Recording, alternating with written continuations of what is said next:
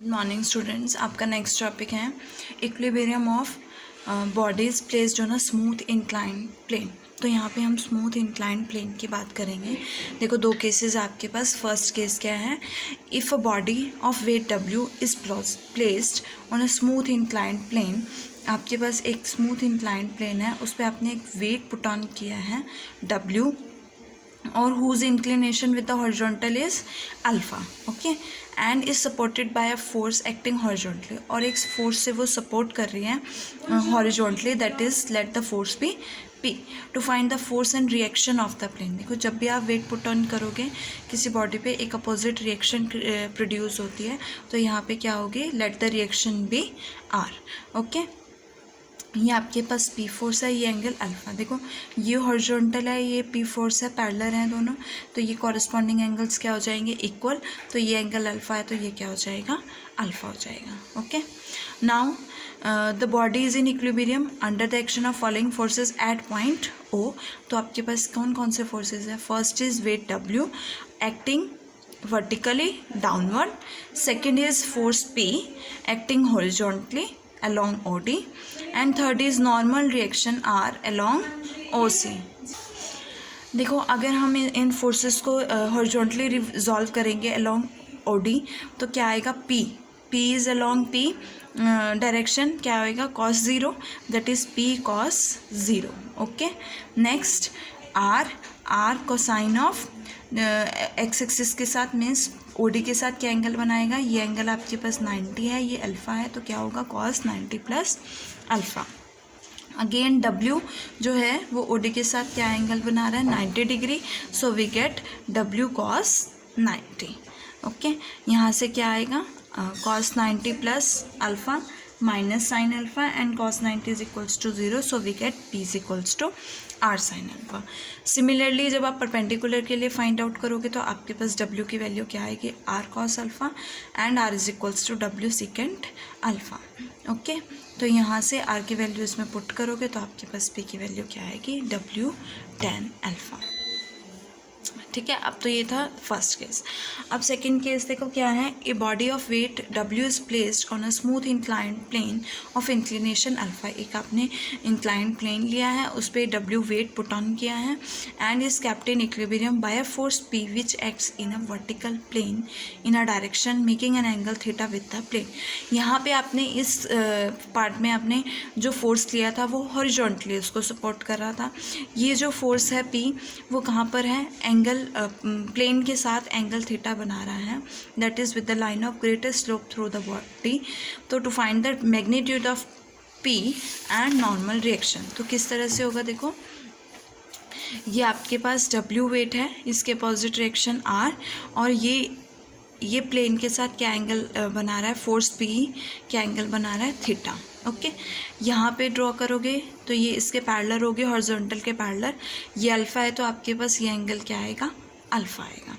अब अगेन ये एंगल भी अल्फ़ा आएगा, हाउ, ये आपके पास ये लाइन और इस लाइन के बीच का एंगल क्या है, अल्फ़ा।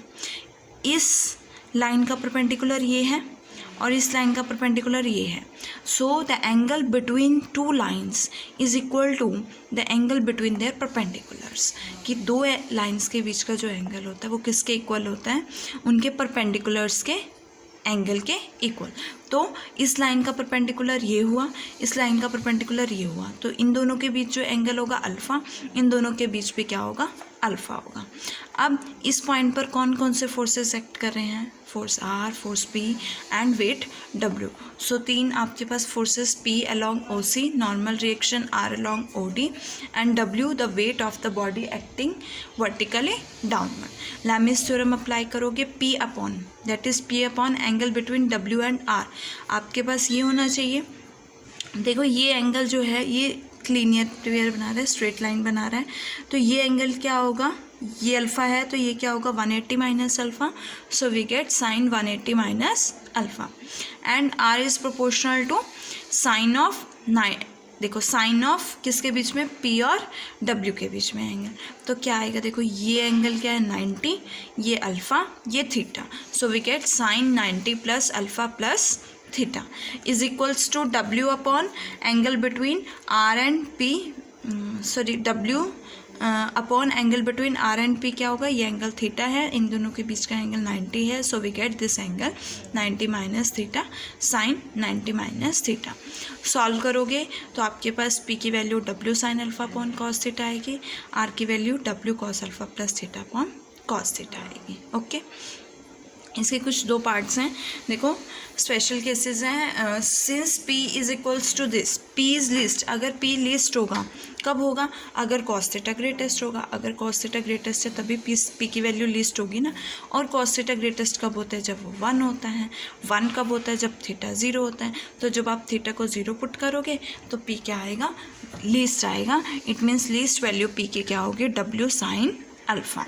और इसी तरह से least value of force R क्या होगी, रिएक्शन की क्या होगी, W cos alpha, because theta क्या हो जाएगा, 0 हो जाएगा। ओके, नाउ अगर थीटा जो है माइनस अल्फ़ा है, means when the force act horizontally, then in that case आपके पास alpha changes to theta changes to minus alpha and we get p is equals to W tan alpha.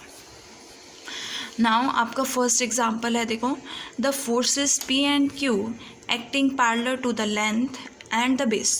Forces हैं, एक force P है, एक force Q है।